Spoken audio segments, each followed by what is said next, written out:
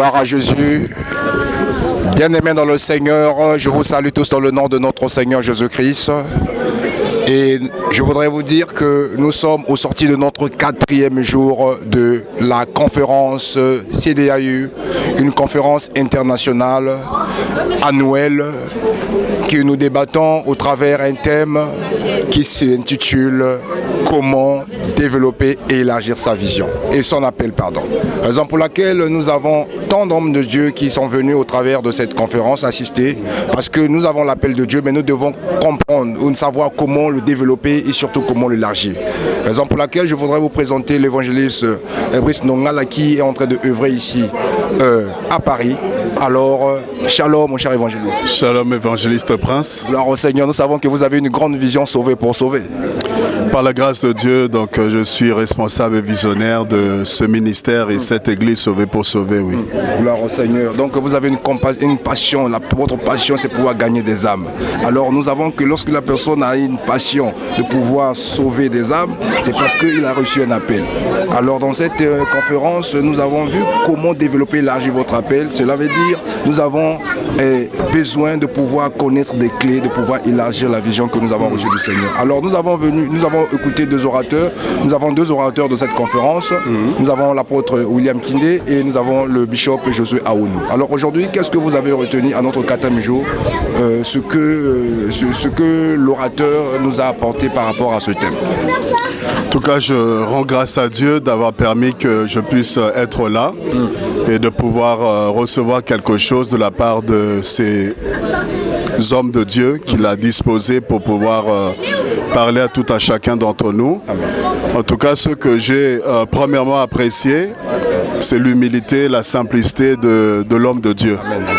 Malgré son expérience, malgré la grâce de Dieu qui est sur sa vie, mais il a manifesté beaucoup de simplicité.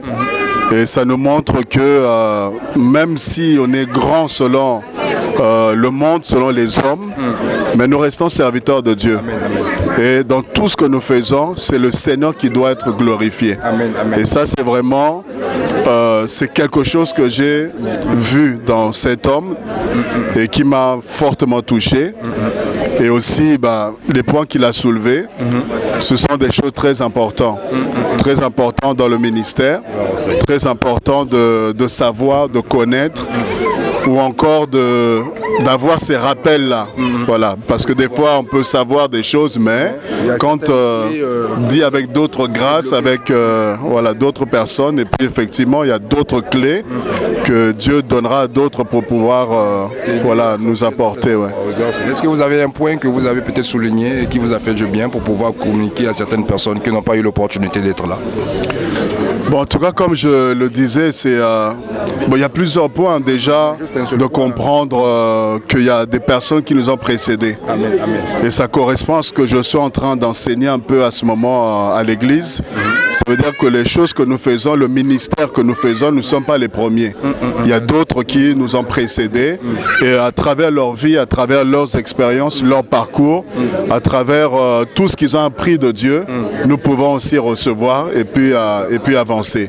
Donc c'est un des points que l'homme de Dieu a soulevé, de reconnaître les aînés, des pères, des mentors, des personnes qui sont des précurseurs de ce que nous sommes en train de faire et de pouvoir recevoir aussi de ces personnes-là. Donc c'est un des points parmi tant d'autres. Gloire au Seigneur, il y en a beaucoup. Donc, alors dites-nous, parlons-nous un peu de la vision. L'adresse se trouve où de votre ministère? Peut-être il y a des personnes qui vous suivent et qui pourraient peut-être adhérer à vous. En tout cas, nous sommes au 26 rue du Colonel Moll, 93 350 Le Bourget. Et c'est là que l'église Sauver pour sauver est située.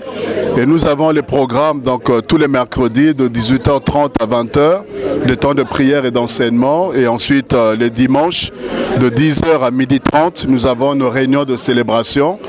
Et chaque dernier vendredi de chaque mois, de minuit à 5h, nous avons nos veillées de puissance où le Seigneur nous fait grandement du bien. Que Dieu vous bénisse abondamment. Gloire au Seigneur. Merci beaucoup l'évangéliste Brice Nongala. Merci. Que Dieu vous bénisse aussi. Merci.